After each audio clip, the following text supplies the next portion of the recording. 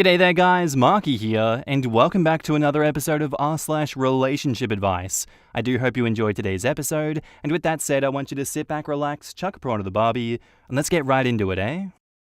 Posted by user AdventurousClock6275, titled, Am I the asshole for divorcing my wife over getting a massage? My soon-to-be ex-wife and I are both in our late 30s. We've been together 12 years, married for 10. We are in a dead bedroom. It was totally dead for 6 months before I filed for divorce. It was on life support/ICU for 5 to 6 years before that. We both wanted to be younger parents and both wanted 2 kids. We conceived our daughter almost immediately after getting married. When she was 6 months old, we started trying to have the second child. It never happened. After 3 years, we started seeing fertility specialists and found out we both have pretty serious reproductive issues. The doctor told us our daughter was nothing short of a miracle and said that it was against all odds that we not only conceived, but carried to term.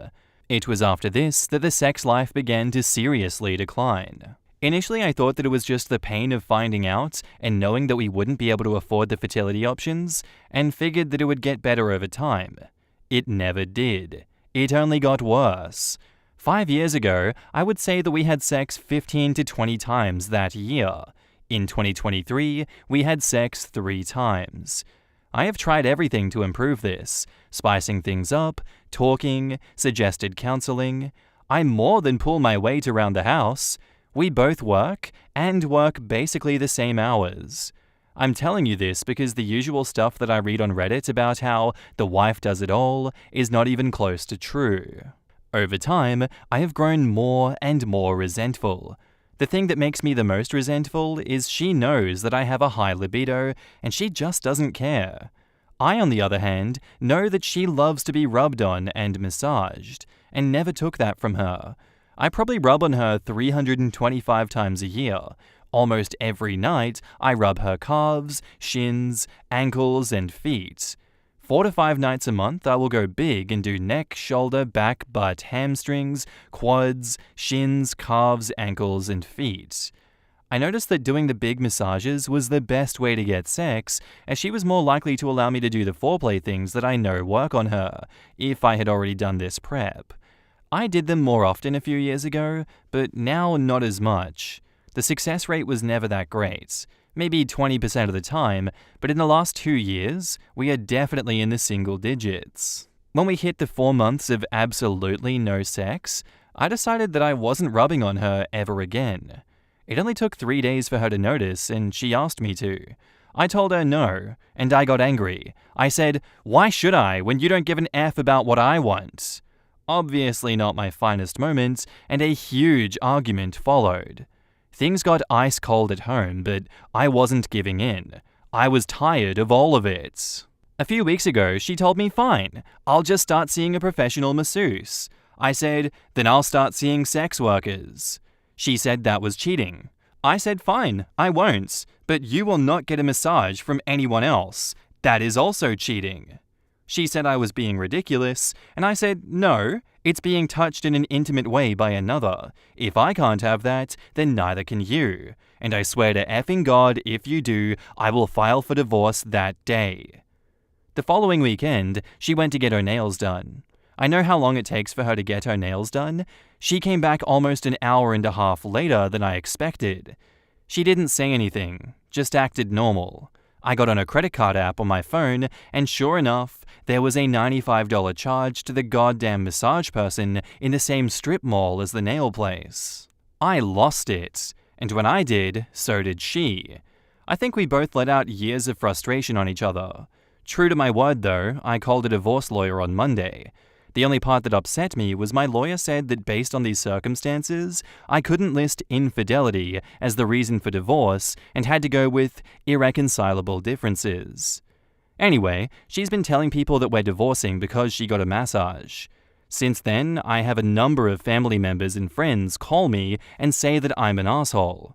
Some of them, even when I tell them my real reasons, still think I'm an asshole and that my reasons aren't good enough. Personally, I think getting a massage when told not to is plenty of reasoning. So am I the asshole here? Personal note, I reread this, and I know it comes off as angry, but I am angry. Angry at myself for wasting so many years. But I'm also angry because this was just the ultimate F you. She just went and did it anyway, and didn't even try to hide it. Literally went to the same place next to the nail salon and used her credit card, which I pay, like I wasn't going to see the charge. In the comments, Laughing Dragon 77 says, "The last straw is always something small and stupid, but it's the latest in a long line of hurts." I know that's a kind of obvious thing, but this was very well said. Yup, OP is probably getting blowback because he seems to be exclusively using this as his reason. He needs to explain the full story like he did here. Yeah, I mentioned this in another comment yesterday, but you gotta separate the what happened from the what hurts. What happened is that she got a massage, but what hurts is all the long trail of shit that came before, coupled with doing something that he expressly asked her not to do, all while trying to hide it. You didn't divorce because she got a massage. Yeah, I don't blame OP at all for wanting to end the marriage, for the reasons listed at the beginning of the post. I divorced my wife because we were experiencing challenges, and she was not willing to put effort into fixing them, is 100% legitimate. But getting a massage is the same as cheating is one of the most ridiculous takes that I've heard in my life. Camel meets straw, I guess. It's really that he stopped doing something so she'd be forced to compromise, and instead, she just went and got that thing for herself. The massage was just the last final blow to this already dead marriage. Just divorce and let it die already. OP says, in the process. You're not divorcing over a massage. It is the tiny straw that broke the camel's back. When people divorce, it's almost never one thing. It's more a death of 1,000 paper cuts. I really think that you need a lot of space to heal, and get on those apps now that you're a free man. Yeah, just a very much messy situation all around, and I don't think that you're the asshole for divorcing your wife over a massage, OP. I do believe you. I feel like you tried your best to revive the relationship, but she was unwilling to put the effort in. She was very much happy to keep the status quo and not have sex anymore. You're more than in your rights to leave and walk out of this one. I respect that you tried to go to marriage counseling and you did try to repair it with communication. She was unwilling to communicate with you, and she kind of backed you into a corner with this one, I feel like. I blame her for not communicating, not being forthright about her feelings with you, and then just going behind your back. I don't like what she's done at all. I also trust that you're a reliable narrator in this one. I understand that you couldn't be, but I take you at face value because you give me good vibes. And now, onto the updates.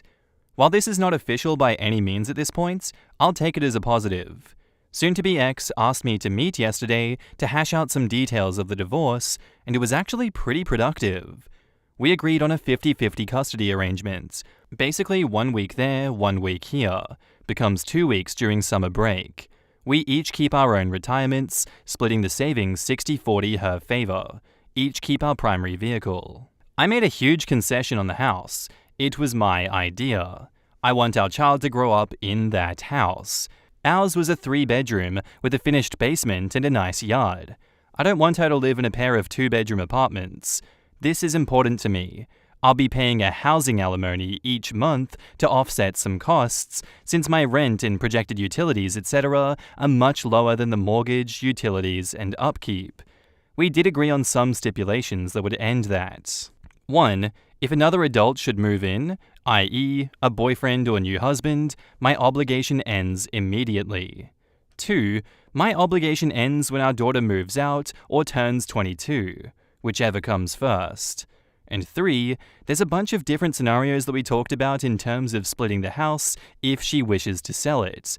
I wouldn't bore you with all of that, but basically, as long as I continue to make the alimony payments, I'll get 40% at the time of sale or a buyout. I'm turning all of this over to my lawyer this week, and he'll write it up and send it to her lawyer.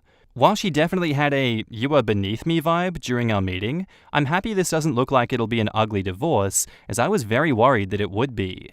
I assume our daughter is the motivating factor for her sudden amicable attitude. In the comments, No Locksmith 5894 says, You won't know how ugly it will be until she's in the courtroom and her attorney is doing all the talking. Good luck.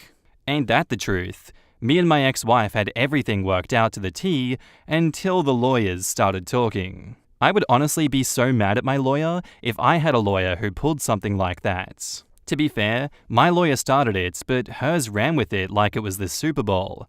My lawyer tried to pull a sneaky that I didn't ask for, and it put her on the defensive, and she hired a very opportunistic lawyer. Yes, that's definitely the thing with lawyers. One side makes a move, the other side will absolutely escalate. Yeah, her new lawyer telling her they could get the prenup thrown out on no grounds, he definitely cost me and her both $10,000 plus with that neat little trick, lol.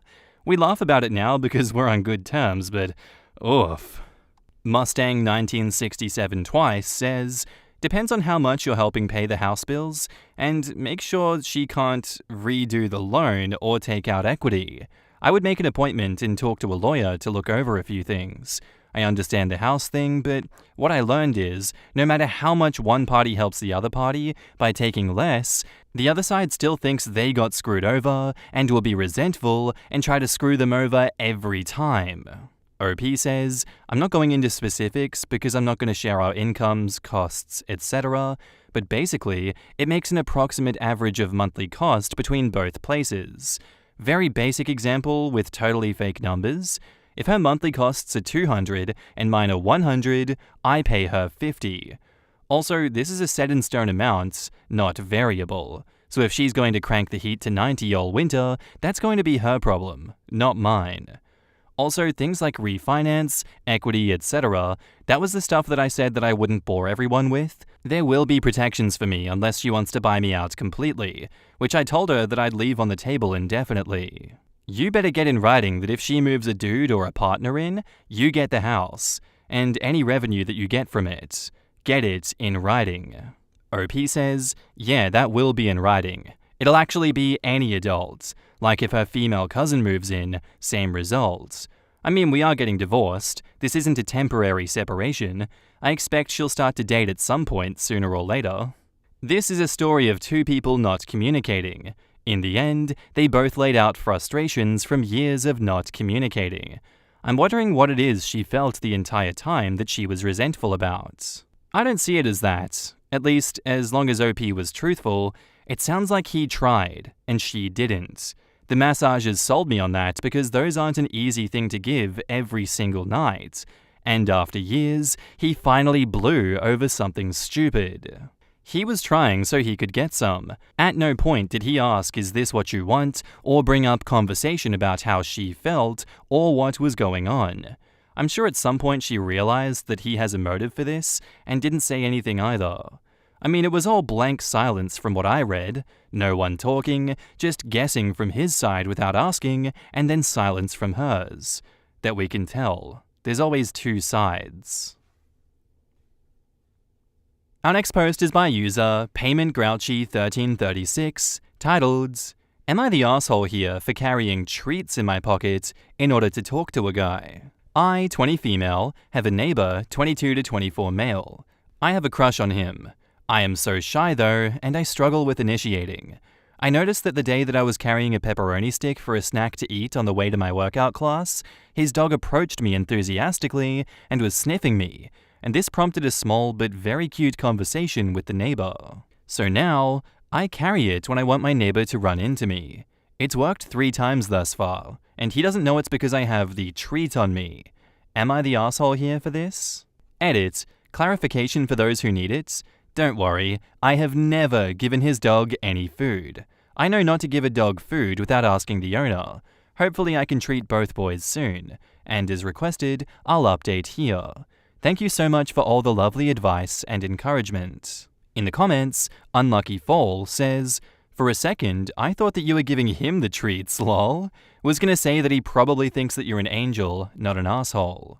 And OP says, maybe I should make him some. I'll have to figure out what he likes using these encounters first. I'd totally just use that as initiation. Give the dog a treat, and then search in your pockets and be all like, oh, sorry, I've got nothing for you. How about a coffee sometime? Or I can just bring you a stick as well.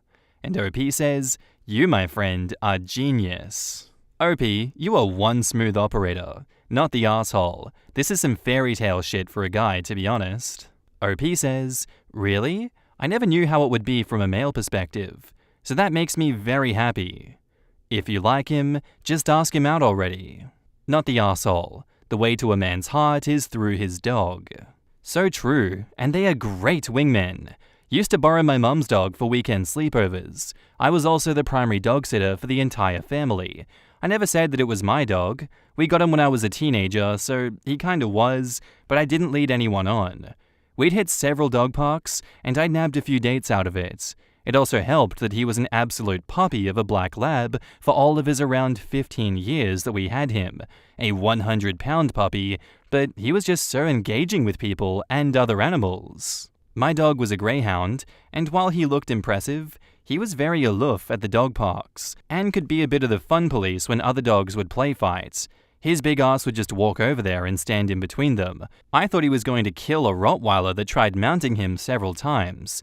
That owner sucked. And now, onto the update. I received a lot of helpful advice and so much encouragement. Here is what I did. I bought dog jerky for my neighbor's dog. Don't worry, I asked my neighbor before I gave it. I also made it very clear, while talking to the dog, that I went out and bought this treat just for him, which resulted in my neighbor saying, "You're so sweet, but I don't know if he deserves it today." And then he told me a funny story about his dog misbehaving. Now, I had practiced my Segway line a million times in my apartment, but I got so nervous and everything went blank for a second. I told myself if he gets going, that I won't ask him out today, but he seemed to be in no hurry and didn't disengage. So I told him what someone here suggested I say. I can't remember the exact words, sorry, but I said something like, "I don't have anything for you though. Would you like to walk together and get a coffee? My treats?" And he said he'd love to. He also said that he's been wanting to ask me, but I always seem to be in a rush. I am never in a rush. I just get shy and terminate the interaction so I can escape my uncomfortable and nervous feelings. This made me realize that I was giving him a different impression than I intended. We walked to the coffee shop and I ordered my coffee and his coffee. Lol, he didn't let me pay. I tried to insist, and he told me he only agreed to get me to come with him. He never intended to let me pay. We got our coffee and talked and walked. 2 hours went by. I was encouraged by commenters to be direct, so I ended up telling him once I felt a bit more warmed up in the conversation that I think he's handsome and that I've had a crush on him since I first saw him. His reaction was so priceless. He got a little shy, I think, because he looked away briefly after I said it, only for a moment though, while saying, "Oh wow, you just made my week." He was smiling. Also, his ears turned a little red. Or maybe it was the cold air, but I want to believe it was what I said. He told me that he has somewhere to be this evening, but he would like to see me again. We decided on a day and a time. We exchanged contact info and added each other on Instagram. We've been talking on the phone and texting ever since. We decided on a museum date plus dinner. When I got home, he texted me that he really likes me and is looking forward to get to knowing me better. He said my shyness is adorable, and some other compliments followed. I was so giddy. One of the biggest things I learned from the comments on my original post is that men love it when women make the first move, and they love to be complimented and approached first. I mostly just wanted to share this update because something positive happened, and I highly recommend this meet cute technique, especially to girls like me, whose shyness can unintentionally come across as being closed off. Also, Redditors on the original post take credit for coming up with the term meet cutes. It was not me.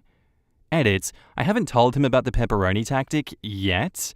I think it's best to save that for the real date. Depending on how that goes, I'll tell him. In the comments, Grim Trick says, "I'm glad it worked out. Traditionally, for decades, the men had to do everything to court a woman.